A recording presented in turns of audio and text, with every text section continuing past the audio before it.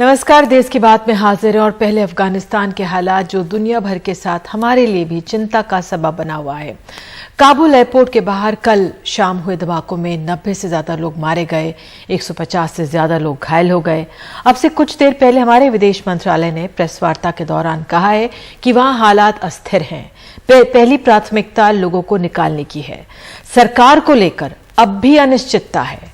हम हालात पर नजर रखे हुए हैं, समय के हिसाब से फैसला लिया जाएगा।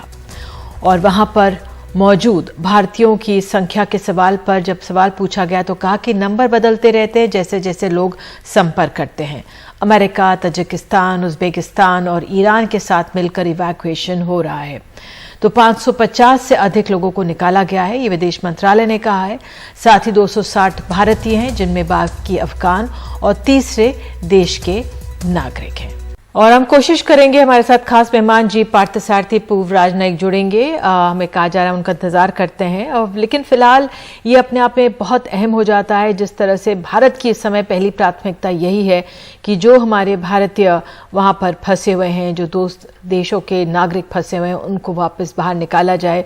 विदेश मंत्रालय ने अपनी तरफ से साफ कर दिया है कि किस तरह से अन्य देशों के साथ समन्वय के साथ अन्य देशों के जरिए हमारे जो भारतीय नागरिक हैं उनको वापस लाया जा रहा है। जो भारत वापस आना चाहते हैं उनको लाए जाने की पूरी कोशिश हो रही है। 550 का आंकड़ा दिया गया है, जिसमें 260 भारतीय हैं और जो बाकी अन्य लोग हैं वो अन्य देशों के हैं। मेरी सहयोगी कादम्बिनी शर्मा हमारे साथ हैं। जब तक हमें जी पार्थसारथी मिलते हैं तब तक कादम्बिनी, मैं आपसे समझना चाहूंगी, आज जो विदेश मंत्रालय की ये सब बयान आया है अपने आप में कितना अहम हो जाता है अगर हम उस नजरिए से देखें कि जिनको भारत लाना है, जो भारत वापस आना चाहते हैं, जो हमारे नागरिक हैं, कितनी बड़ी चुनौती है?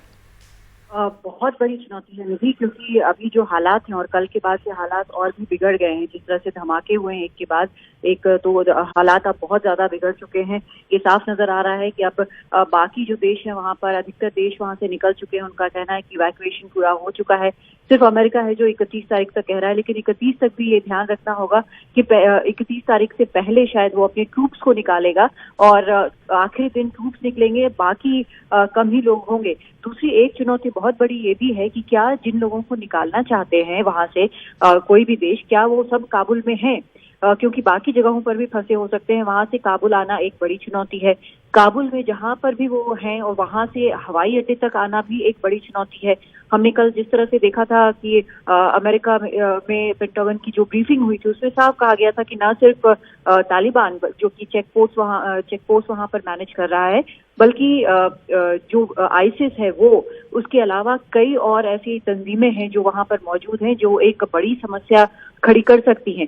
आपको समझना होगा कि ये जो तंजीमें हैं, अगर तालिबान से मान लीजिए एक तरह की अंडरस्टैंडिंग भी हो जाए, बहुत लूज किस्म की भारतीयों को आने देंगी, लेकिन बाकी जो तंजीमें हैं, खासकर वो जिनको आईएसआई पूरी तरह से बैक कर रहा है और जो भारतीयों को नुकसान पहुंचाना चाहते हैं, उनका क्या? तो ये चुनौती अब बहुत बड़ी हो चुकी है, खासकर इसलिए भी कि अब वहां पर एक एक करके बाकी देश जो है निकल चुके हैं।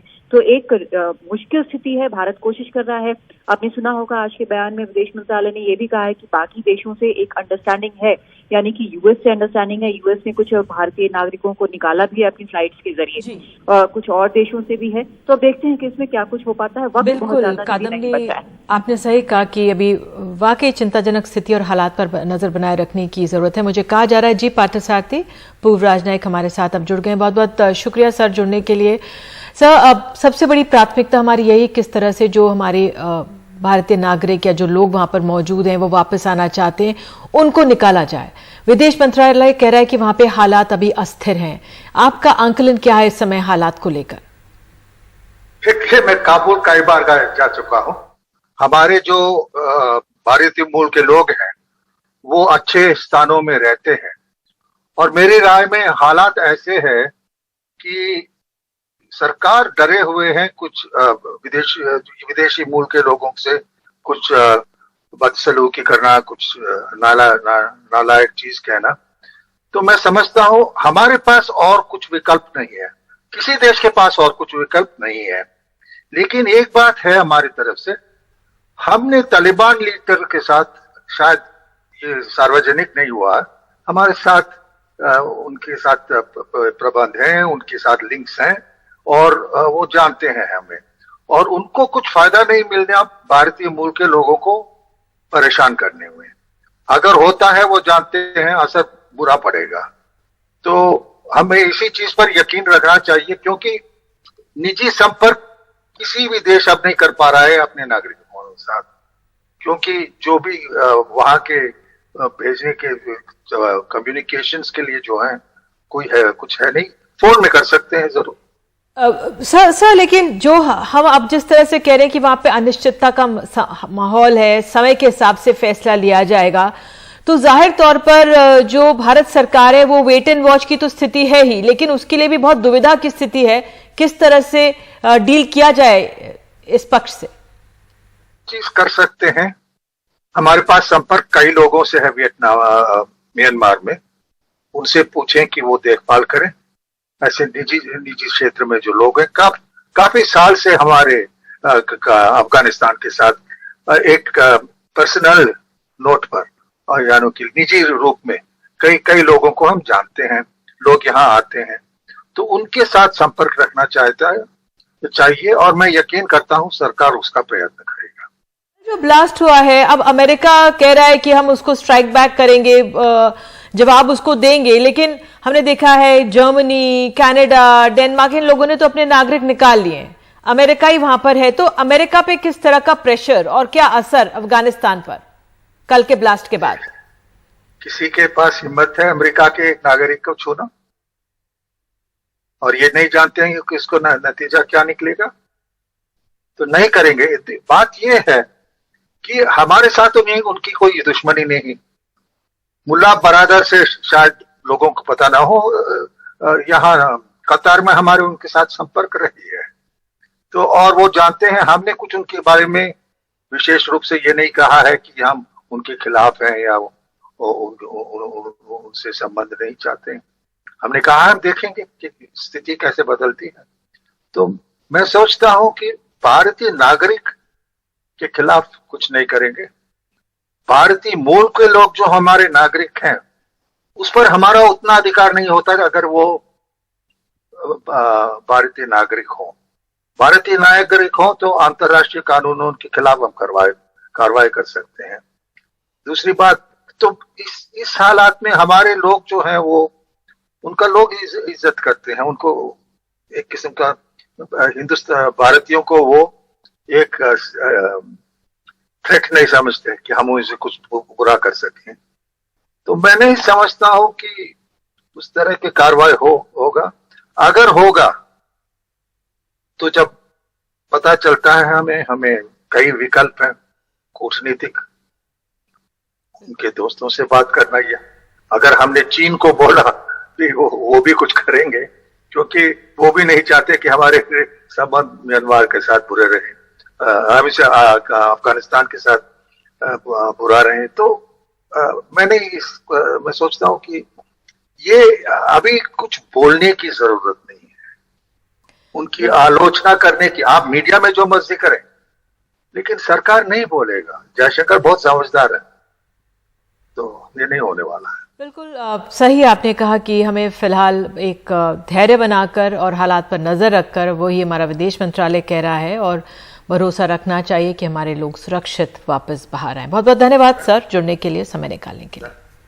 तो कागज सबूत मांगते हैं। बहरहाल आपको बता दें कि बात अब किसानों की करते हैं। महाराष्ट्र में इस साल टमाटर की बम्पर फसल हुई तो किसानों के लिए बहुत बड़ी मुसीबत बन गई है। बाजार में इसके उनको उचित दाम ही नहीं मिल रहे, लागत भी नहीं निकल पा रही है। तो जिसने इतनी मेहनत की है वो उनका नाराज होना लाजमी है। वो सड़कों पर अब टमाटर फेंक रहे हैं। अपनी मेहनत से उपजाया टमाटर किसान सड़कों पर फेंकने को मजबूर है। फसल बम्पर हुई है तो दाम गिर गए हैं। मंडी में 2 से 4 रुपए किलो टमाटर का भाव लग रहा है। नासिक के पिंपल गांव में रहने वाले धनंजय रहाणे ने अपने 2 एकड़ खेत में टमाटर लगाए। कुल 5 लाख रुपए खर्च किए। टमाटर की मौजूदा 4 रुपए प्रति किलो की कीमत के चलते उन्हें केवल 2.5 से 3 लाख रुपए ही मिल रहे हैं। मैं तो ये बताना चाहूँगा कि इस साल टमाटर में बहुत बेकारी हो गई है। खर्चे ज़्यादा बढ़ गए, दवाई का पेस्टिसाइड का, सब दवाई का सब खर्चा बढ़ गया है। और जो खर्चा बढ़ा है उसके हिसाब से अभी माल को दाम नहीं है। टमाटर के भाव किस कदर गिरे हैं इसका अंदाजा इस बात से लगता है कि बीते साल राज्य में 2037 रुपए क्विंटल बिक रहा टमाटर इस साल 750 रुपए क्विंटल बिक रहा है। 25 किलो की क्रेट के दाम 70 से 100 रुपए मिल रहे हैं, जबकि इनकी लागत ही 300 रुपए है। जबकि जो टमाटर उन्हें 3 रुपए में बेचना पड़ रहा है वो बाजार में 25 रुपए किलो बिक रहा है। किसान अब आंदोलन की चेतावनी दे रहे हैं। आज महाराष्ट्र की सरकार और विपक्ष किसानों की समस्या पे ध्यान देने की बजाय जो नॉन इश्यूज है उसको लेके एक दूसरे पे कीचड़ फेंकने में मशगूल है। महाराष्ट्र की सरकार और विपक्ष दोनों को हम चेतावनी देते हैं कि नॉन इश्यूज पे अपनी राजनीति वो बंद करें और टोमेटो उत्पादक किसानों को हम किस प्रकार से मदद कर सकते हैं इस ओर अपना ध्यान दे। अगर वो ये नहीं करते हैं तो दोनों के खिलाफ आंदोलन की भूमिका किसानों को लेनी पड़ेगी। इस बीच सरकार का कहना है कि किसानों को जल्द ही राहत देने की कोशिश की जाएगी। टोमेटो की ज़्यादा प्रोडक्शन होने की वजह से मार्केट में जो रेट उसको मिलना चाहिए वो ना मिल पाने की वजह से कुछ जगह पे टोमेटो फेंक दिया गया है। ये वस्तुस्थिति है।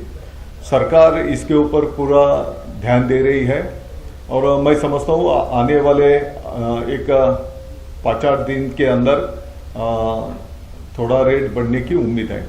किसानों को अपने पैदावार इस तरह से बर्बाद करना नहीं पसंद है, लेकिन जब राज्य की सरकार किसानों से ज़्यादा अपने राजनीतिक प्रतिद्वंदियों के बारे में सोचकर काम करेगी तो फिर किसानों को भी इस तरह से कदम उठाना पड़ता है। नासिक से किशोर बेलसरे और मुंबई से कैमरा पर्सन अशोक महाडिक के साथ सोहित मिश्रा, एनडीटीवी इंडिया।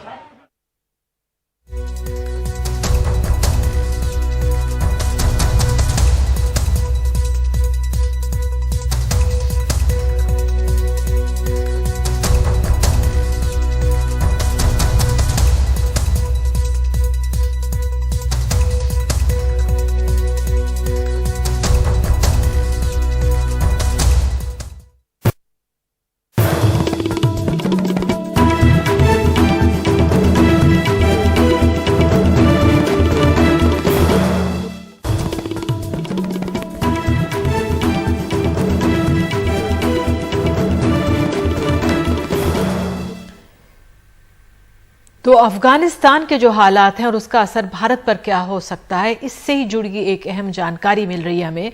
अफगानिस्तान के आतंक का अड्डा बनने का खतरा बना हुआ है। भारत सरकार के सूत्रों का कहना है कि अफगानिस्तान में आईएस खुरसान काफी मजबूती से पांव जमा चुका है। यहां से वो पहले मध्य एशिया में और फिर भारत में जिहादी निर्यात कर सकता है। जैश ए मोहम्मद का नेतृत्व हेलमंद में शिफ्ट कर चुका है, जिसकी सीमा कंधार से लगती है। पाकिस्तान अब दावा कर रहा है कि मसूद अजहर उसके यहाँ नहीं है। इसी तरह लश्कर का नेतृत्व भी पूर्व अफगानिस्तान के कोनार में शिफ्ट कर रहा है। उस पर अधिक जानकारी के लिए सीधे चलते हमारी सहयोगी नीता शर्मा के पास।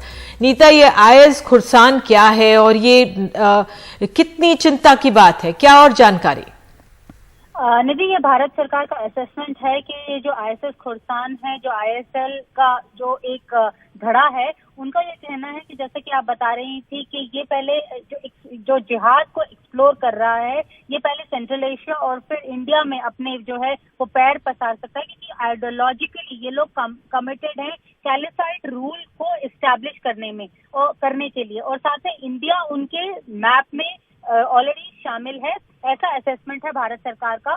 उनका एक जो दूसरी बड़ी चिंता है भारत सरकार के लिए वो ये है कि कई आईएसएस के जो रिक्रूट्स हैं वो सीरिया जा चुके हैं, इराक जा चुके हैं, सदर्न टर्की जा चुके हैं लड़ाई लड़ने के लिए, और भारत में भी इसकी काफी ट्रैक्शन है। हमने देखा है एनआईए ने कई केसेस हैं जिसमें उन्होंने ये साफ किया है कि केरला और मुंबई से जो नौजवान पीढ़ी के लोग हैं वो आईएसएस ज्वाइन किए हैं। ट्रैक्शन बहुत है। अगर भारत सरकार का ये असेसमेंट है कि अगर रिवर्स ऑस्मोसिस हो तो कई सेल्स जो है ये लोग फिर से रीएक्टिवेट कर सकते हैं, जिसके चलते भारतीय एजेंसीज में जो है वो चिंता है। दूसरी तरफ जो जैश ए मोहम्मद और लश्कर के साथ जो इसके संपर्क है ऑलरेडी जो बताया जा रहा है, जो जैश ए मोहम्मद के जो चीफ थे मौलाना मसूद अजहर, वो भी कांधार गए थे अभी कुछ ही दिन पहले। जैश ए मोहम्मद की जो लीडरशिप है वो शिफ्ट हो गई है हेलमंड में, जो कांधार के पास पड़ता है। ऐसे में जो फाइनेंशियल एक्शन टास्क फोर्स है, जो भारत के ऊपर जो पाकिस्तान के ऊपर दबाव बना रहा है, उसको पाकिस्तान कह सकता है कि अब जो मौलाना मसूद अजहर हैं, जो या फिर जो जैश ए मोहम्मद की लीडरशिप है, वो पाकिस्तान में नहीं है बल्कि कांधार में है। सिमिलरली लश्कर-ए-तैयबा जो अपना गढ़ है वो ईस्टर्न अफगानिस्तान यानी कुनार में बना रहा है। इस धमाके के पीछे क्या मंशा हो सकती है, इसके ऊपर लेके जो भारत सरकारी सूत्रों का कहना है, जो उनका असेसमेंट है, उसके मुताबिक वो ये बताना चाहते हैं कि जो तालिबान एक सिक्योरिटी प्रोवाइड करने की बात कह रहा है, इसके लिए वो सक्षम नहीं है। साथ में जो ISKP है यानी इस्लामिक स्टेट का जो खोरसान है, वो एक ब्रोकर के तौर पर काम करना चाहता है, ऐसा वो साबित करना चाहता है। और तीसरी बात ये है, जो 31 अगस्त की जो डेडलाइन है वो एक्सटेंड करने की बात जो है वो की जा सकती है कि किसी तरह का जो काउंटर टेररिज्म प्रेजेंस है वो अमेरिका अपना वहां पे बनाते रखे, क्योंकि इस ब्लास्ट से साबित हो गया है कि जो ये एरिया है वो इतना सुरक्षित नहीं है जितना तालिबान क्लेम कर रहा है। निधि, बिल्कुल, इस जानकारी के लिए धन्यवाद। वाकई में आतंकवाद का गढ़ बन सकता है अफगानिस्तान, और इसकी चिंता तमाम विशेषज्ञ काफी समय से कह रहे हैं। और अब IS खुरसान गुट है एक, वो भी अपने पांव जमा रहा है, आतंकवादी संगठन है ये, और ये वाकई में चिंताजनक स्थिति है अफगानिस्तान के लिए भी। आगे बढ़ते हैं, उत्तर प्रदेश से खबर आ रही है हमारे पास। पूर्व IPS अमिताभ ठाकुर को लखनऊ में गिरफ्तार किया गया है। उन पर खुदकुशी के लिए उकसाने का आरोप है। योगी आदित्यनाथ के खिलाफ चुनाव लड़ने का भी वो ऐलान कर चुके हैं। और हमारे सहयोगी कमाल खान हमारे साथ मौजूद है। कमाल, ये पूरा मामला जरा बताइए, जो दृश्य है बताइए, क्या हो रहा है वहां पर? देखिए, ऐसा है कि एक लड़की है जिसके साथ रेप का मामला आया था 2018 में। 2019 की मई में लड़की ने इसको लेकर के FIR कराई थी, और इसमें रेप का आरोप जो है वो BSP के MP अतुल राय के ऊपर लगाया गया था। और बाद में 2020 नवंबर में अतुल राय के भाई ने लड़की के ऊपर कोई फोर्जरी का केस किया था, उसमें भी उसके खिलाफ वारंट वगैरह जारी हो गया था। तो उस लड़की ने अपने फेसबुक पेज पे बहुत सारे आरोप लगाए हैं पुलिस वालों के ऊपर। उनमें अमिताभ ठाकुर भी एक हैं, जिनके बारे में उसने कहा है कि ये अतुल राय से मिली भगत करके उसके छवि को धूमिल कर रहे हैं। इस पूरे मामले में ये लड़की ने सुसाइड कर लिया, आत्मदाह किया सुप्रीम कोर्ट के सामने। और इस लड़की के आत्मदाह के ऊपर एक SIT बनाई गई। SIT ने अपनी जांच रिपोर्ट में कहा है कि 10 नवंबर 2020 को उसने बनारस के SSP को एक पत्र भेजा था, जिसमें उसने कहा है कि अमिताभ ठाकुर ने पैसा लेकर के अतुल राय के साथ और इस लड़की के खिलाफ झूठे सबूत गढ़ रहे हैं और सोशल मीडिया पे उसको बदनाम कर रहे हैं। इस तरह के बहुत सारे आरोप हैं। तो बहरहाल इन आरोपों के ऊपर आज अतुल राय और अमिताभ ठाकुर दोनों लोगों के ऊपर IPC के बहुत सारी दफाओं में मुकदमा कायम हुआ है, जिनमें आत्महत्या के लिए उकसाने का भी मुकदमा है। उसी मामले में अमिताभ ठाकुर को पुलिस ने गिरफ्तार किया है। उनको अभी थोड़ी देर पहले मेडिकल कराने के लिए ले जाया जा रहा था और उसके बाद उनको जेल भेजा जाएगा। बिल्कुल, और एक संक्षेप में ये भी मैं कमाल आपसे जानना चाहती हूँ, अमिताभ ठाकुर ने हाल में कुछ दिन पहले शायद सोशल मीडिया पे ऐलान किया था कि वो चुनाव भी लड़ने वाले हैं, क्योंकि अब उत्तर प्रदेश में चुनाव भी करीब है, इसलिए ये पूछ रहे हैं आपसे। हाँ, देखिए, अमिताभ ठाकुर जो है वो शायद पहले IPS हैं जिनको सरकार ने जबरदस्ती रिटायर कर दिया था। वो रिटायर नहीं हुए थे, ना उन्होंने VRS ली थी। अमिताभ ठाकुर और उनकी पत्नी बहुत सारे सालों से वो लगातार PIL करते रहे हैं और तमाम तरह सरकार के खिलाफ, बहुत सारे लोगों के खिलाफ वो PIL करते रहे हैं। कभी कभी कोर्ट ने उनकी पत्नी के ऊपर जुर्माना भी लगाया है गैर जरूरी PIL करने के लिए, और ये कहा कि ये PIL की सुनामी ला दी है उन्होंने, और ये भी शर्त रखी थी कि वो 50,000 रुपए जमा करें PIL के लिए। कुछ इस तरह के बहुत सारे विवाद उनको लेकर के रहे हैं। तो जब उनको जबरदस्ती रिटायर कर दिया गया, तो अभी कुछ दिन पहले उन्होंने ये घोषणा की थी कि वो योगी आदित्यनाथ के खिलाफ जो है वो चुनाव लड़ेंगे जाकर के। लेकिन वो गोरखपुर जाना चाहते थे। उनका कहना था कि पुलिस ने उन्हें हाउस अरेस्ट कर लिया है, उनको जाने नहीं दिया है। तो ये एक पॉलिटिकल पृष्ठभूमि भी है और उसके बाद अब उनकी गिरफ्तारी हुई है और वो बिल्कुल जाने के लिए तैयार नहीं है, गाड़ी की छत के ऊपर चढ़ने की कोशिश कर रहे हैं और जोर जोर से चिल्ला रहे हैं कि मैं इस तरह नहीं जाऊंगा। बाद में वो मुख्यमंत्री के ऊपर भी आरोप लगा रहे हैं कि वो उनकी हत्या कर सकते हैं। इस तरह का काफी सीन क्रिएट हुआ उनकी गिरफ्तारी के बीच में। बिल्कुल कमाल, आपने जानकारी दी, बहुत बहुत धन्यवाद आपका। और फिलहाल देश की बात में वक्त एक छोटे से ब्रेक का। ब्रेक के बाद आपको मुंबई ले चलेंगे। महाराष्ट्र में मुंबई में कोरोना के मामले तेजी से बढ़ रहे हैं और मुंबई में 10 दिन में मामले दुगने हो गए। बने रहिए एनडीटीवी इंडिया के साथ।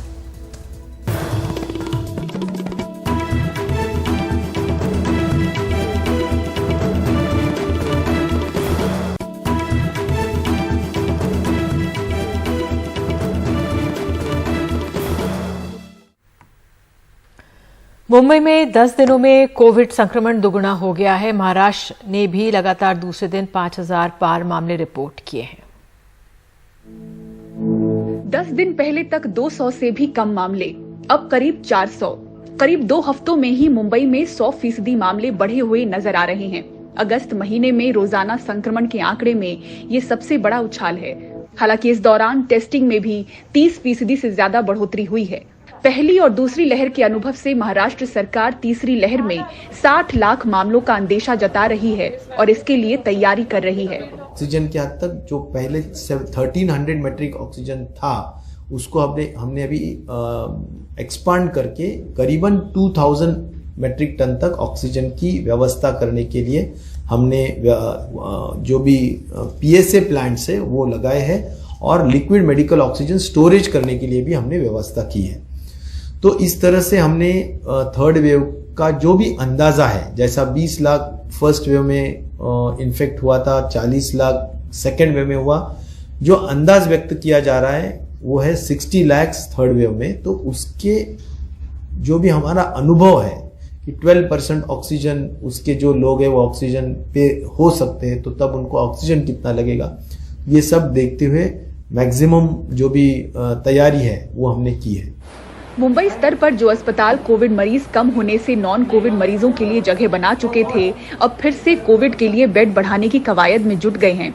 बीएमसी के अस्पताल अलर्ट पर हैं। अगर हमें ऐसा लगा कि यहाँ लोग बढ़ रहे हैं या पेशेंट की संख्या बढ़ेगी, तो हम लोग जो नॉन कोविड एरिया है वो इमीडिएटली कोविड में कन्वर्ट करके रेडी हो जाएंगे। उसमें कोई ये नहीं है। गवर्नमेंट ने काफी रिलैक्सेशन दे दिए है, जिसमें ट्रैवल रिलैक्सेशन है, होटल्स मॉल्स के रिलैक्सेशन है और जिम्नेशियम के रिलैक्सेशन है और मेनली ट्रैवल रिलैक्सेशन है।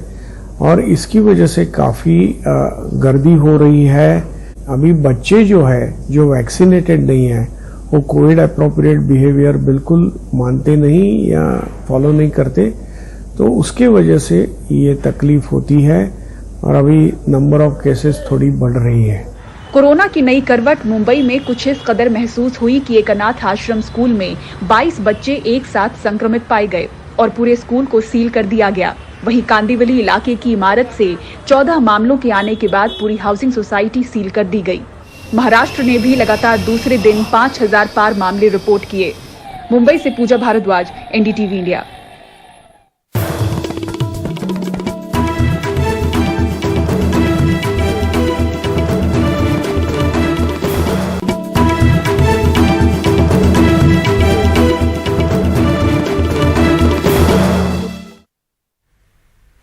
दिल्ली सरकार ने चरणबद्ध तरीके से स्कूल खोलने का फैसला किया है। दिल्ली के उप मुख्यमंत्री मनीष सिसोदिया ने आज कहा है कि 1 सितंबर से 9वीं से 12वीं के स्कूल खुलेंगे। उन्होंने कहा कि बाकी क्लास शुरू करने पर फैसला फीडबैक मिलने के बाद लिया जाएगा। सिसोदिया ने साफ किया कि अभिभावकों की सहमति से ही बच्चों को स्कूल बुला सकते हैं। किसी भी बच्चे पर स्कूल आने के लिए दबाव नहीं डाला जाएगा। 1 सितंबर से दिल्ली में कॉलेज और कोचिंग सेंटर्स भी खुल जाएंगे।